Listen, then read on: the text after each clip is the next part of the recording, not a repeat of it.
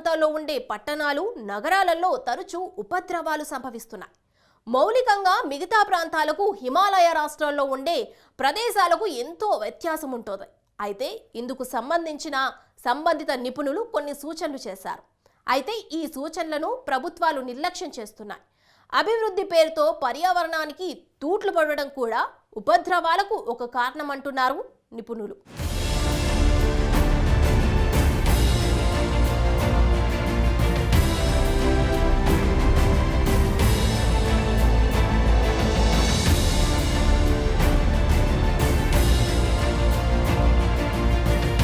హిమాలయ పర్వత ప్రాంతాలు పూర్తిగా భిన్నమైనవి. ఎటు చూసినా హిమగిరి సొగసులు కనిపిస్తుంటాయి. ఈ సొగసులు, సొబగులతో పాటు హిమాలయ పర్వత సానువుల్లో ఉండే పట్టణాలు, నగరాలు ఎంతో సుందరంగా ఉంటాయి. సౌందర్యంతో పాటు ఈ ప్రాంతాలకు అనేక ప్రత్యేకతలుంటాయి. దీంతో ఈ పట్టణాలు, నగరాలు చూడడానికి దేశవ్యాప్తంగా పర్యాటకులొస్తుంటారు. అంతేకాదు, ఏడాదికేడాది పర్యాటకుల సంఖ్య కూడా పెరుగుతోంది. దీంతో ఇటీవలి కాలంలో హిమాలయ పర్వత ప్రాంతాల్లోని నగరాలకు పర్యాటకుల తాకిడి పెరిగింది. టూరిజం పెరగడంతో సదరు పట్టణాలు, నగరాలకు ఆదాయం కూడా భారీగా వస్తోంది. దీనిని ఎవరూ కాదనలేరు. అయితే పర్యాటకుల తాకిడి కారణంగా హిమనగరాలు అనేక సమస్యలకు కేంద్రాలుగా మారాయి. పర్యాటకులు భారీ సంఖ్యలో వస్తూ ఉండడంతో వాహనాల రద్దీ కూడా పెరిగింది. అయితే ఇక్కడో చిక్కుంది. హిమాలయ నగరాలు విస్తీర్ణంలో చిన్నవి. టూరిస్టుల వాహనాలు పార్క్ చేయడం ఈ నగరాల్లో ఓ పెద్ద సమస్యగా మారింది. వాహనాల పార్కింగ్ ఓ తలనొప్పి వ్యవహారంగా తయారైంది. పార్కింగ్ సమస్య ఒక్కటే కాదు, తాగునీటి ఇబ్బందులు, వాయు కాలుష్యం కూడా హిమాలయ పర్వత ప్రాంతాల్లోని పట్టణాలు, నగరాల్లో ఎక్కువగా కనిపిస్తుంది.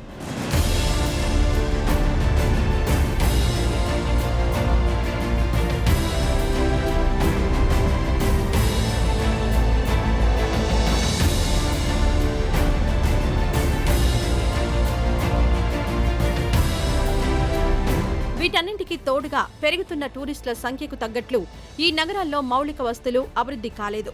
ఇప్పటికీ హిమాలయ పర్వత ప్రాంతాల్లోని పట్టణాల్లో ఉన్నవి అరకొర మౌలిక సదుపాయాలే. వాస్తవానికి హిమాలయ నగరాల నిర్మాణం భిన్నమైంది. ఇసుక, రాతి నిక్షేపాలపై ఈ నగరాలు ఏర్పడ్డాయి. అయితే మనుషులు నివాసం ఉండడానికి ఇది అనువైన నేల కాదు. కాగా హిమాలయ నగరాల్లో భారీ నిర్మాణాలు ఏమాత్రం పనికిరావంటున్నారు పట్టణాభివృద్ధి వ్యవహారాల నిపుణులు. అయితే ఈ మౌలిక సూత్రాన్ని తుంగలో తొక్కుతున్నాయి అక్కడి ప్రభుత్వాలు. దరఖాస్తు చేసుకోవడమే తరువాయి భారీ నిర్మాణాలకు అనుమతులిస్తున్నాయి. దీంతో రియల్టర్లు ఎడాపెడా భారీ నిర్మాణాలు చేపడుతున్నారు. ఎడాపెడా అపార్ట్మెంట్లు కట్టి సొమ్ములు చేసుకుంటున్నారు. రాజకీయ స్వార్థ ప్రయోజనాలు, ఆదాయమే లక్ష్యంగా హిమాలయ నగరాల్లో భారీ నిర్మాణాలకు ప్రభుత్వమే అనుమతిస్తోంది. ఇది సమస్త సమస్యలకు ప్రధాన కారణమవుతోందంటున్నారు నిపుణులు. హిమాలయ నగరాల దుస్థితికి ప్రభుత్వాల తీరే ప్రధాన కారణమంటూ మండిపడుతున్నారు నిపుణులు.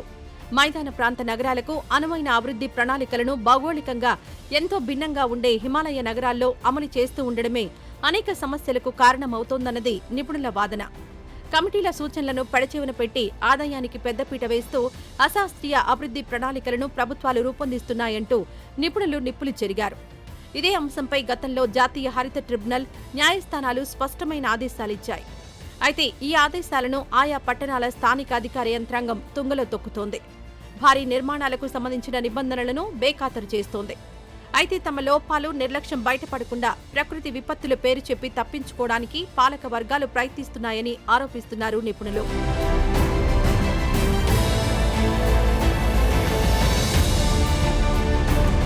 హిమాలయ నగరాలను ఉపద్రవాల నుంచి బయటపడేయడానికి ఉపాయాలు లేకపోలేదు. ఈ విషయమై పట్టణాభివృద్ధి వ్యవహారాల నిపుణులు అనేక విలువైన సూచనలు చేశారు. పర్వత ప్రాంతంలోని ఈ నగరాల్లో పర్యాటకుల రద్దీని నియంత్రించడానికి ముందుగా చర్యలు తీసుకోవాలన్నారు. సాధ్యమైనంత వరకు పర్యాటకుల వ్యక్తిగత వాహనాలను తగ్గించాలని సూచించారు. ప్రజా రవాణాకు ప్రాధాన్యమివ్వాలని నిపుణులు సూచించారు. ఆయా పట్టణాలు, నగరాల్లో భారీ నిర్మాణాలకు ఇకనైనా స్వస్తి పలకాలని స్థానిక అధికారులను కోరారు. ఇళ్ల నిర్మాణ విషయంలోనూ జాగ్రత్తలు తీసుకోవాలని సూచించారు నిపుణులు. అన్నింటికంటే ముందు ప్రపంచంలోని ఇతర పర్వత నగరాల ప్రణాళికలను అధ్యయనం చేయడం ఎంతో అవసరం. ఈ విషయాన్నే గట్టిగా చెప్పారు నిపుణులు. ఈ అధ్యయనాల నుంచి మనం ఎంతో నేర్చుకోవచ్చు అంటున్నారు నిపుణులు. పర్వత ప్రాంతాల్లో నిర్మాణాలకు సంబంధించి అనుసరించాల్సిన పద్ధతుల గురించి ఒక అవగాహనకు రావాల్సిన అవసరం ఉందన్నది నిపుణుల అభిప్రాయం. అలాగే మన నేలకు తగ్గట్టుగా మన ఇండ్ల నిర్మాణాలు ఉండాలన్నారు. మన దేశంలో హిమాలయ పర్వత ప్రాంతాలకు ఒక ప్రత్యేకత ఉంది. ఈ ఆవరణ వ్యవస్థ దేశ రక్షణలో కీలక పాత్ర పోషిస్తుంది. ఈ నేపథ్యంలో హిమాలయ నగరాలను కాపాడుకోవడం పాలక వర్గాల ప్రథమ కర్తవ్యం. కేంద్ర రాష్ట్ర ప్రభుత్వాలు ఈ మేరకు పకడ్బందీ ప్రణాళికలను రూపొందించుకోక తప్పదన్నారు నిపుణులు.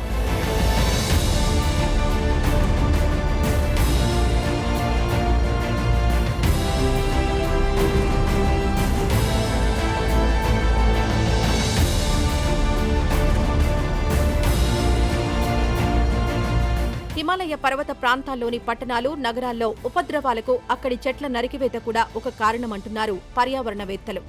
చెట్లు సహజంగా వాతావరణంలోని వాయు కాలుష్యాన్ని హరించివేస్తాయి. అందుకు బదులుగా గాలిలోకి ఆక్సిజన్ విడుదల చేస్తాయి. మనిషి మనుగడకు మూలం ఆక్సిజనే. కరోనా సెకండ్ వేవ్ టైంలో చాలా మంది రోగులు శరీరానికి సరిపడా ఆక్సిజన్ అందక ప్రాణాలు కోల్పోయారు. ఈ పరిణామాన్ని ఒక హెచ్చరికగా అన్ని దేశాలు తీసుకోవాలంటున్నారు పర్యావరణవేత్తలు. పర్యావరణ సమతుల్యతను రక్షించుకోకపోతే ఆ తర్వాత అనేక దుష్పరిణామాలు తలెత్తుతాయన్న వాస్తవాన్ని పాలకులు అర్థం చేసుకోవాలన్నారు. రకరకాల ప్రాజెక్టుల పేరు చెప్పి ఇదే విధంగా చెట్లను నరుక్కుంటూ పోతే గాలిలో ఆక్సిజన్ లెవెల్స్ పడిపోతాయంటున్నారు పర్యావరణవేత్తలు. మన దేశంలో గత 7 సంవత్సరాల్లో అభివృద్ధి పేరుతో 1 కోటికి పైగా చెట్లను నరికేందుకు ప్రభుత్వం అనుమతిచ్చినట్లు కేంద్ర పర్యావరణ మంత్రిత్వ శాఖ లెక్కలు చెబుతున్నాయి. చెట్ల నరికివేతపై పర్యావరణవేత్తలు అనేకసార్లు ప్రభుత్వాలను హెచ్చరించారు. పర్యావరణ సమతుల్యత అనేది లేకపోతే వాతావరణంలో పెను మార్పులు సంభవిస్తాయని శాస్త్రవేత్తలు హెచ్చరించారు. అభివృద్ధితో ముడిపెట్టి చెట్లను నరికివేయడం ఎంతమాత్రం సమంజసం కాదని తేల్చి చెప్పారు. అయితే పర్యావరణవేత్తలు, శాస్త్రవేత్తల హెచ్చరికలను పడచెవిన పెడుతున్నాయి ప్రభుత్వాలు.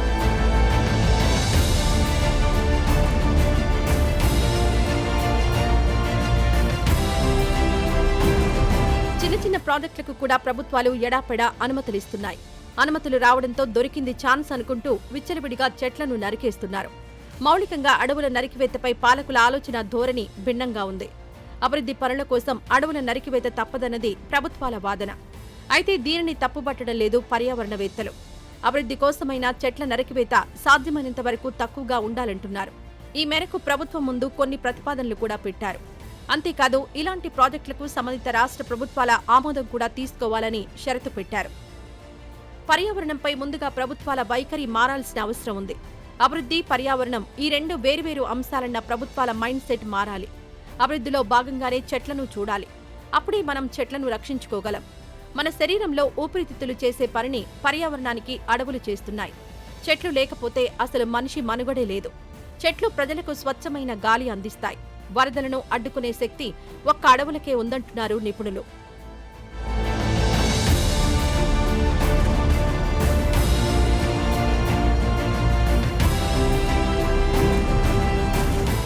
ఏది ఏమైనా మాధవ గాడ్గిల్ చెప్పినట్లు మెజారిటీ వరదలకు మానవ తప్పిదాలే కారణమవుతున్నాయి. పర్యావరణంపై పాలకులు మైండ్ సెట్ మారాలంటున్నారు నిపుణులు. ఇది ఇవాల్టి స్వతంత్ర ఫోకస్. రేపు మరో అంశంతో మళ్ళీ కలుద్దాం. అప్పటి వరకు చూస్తూనే ఉండండి స్వతంత్ర టీవీ.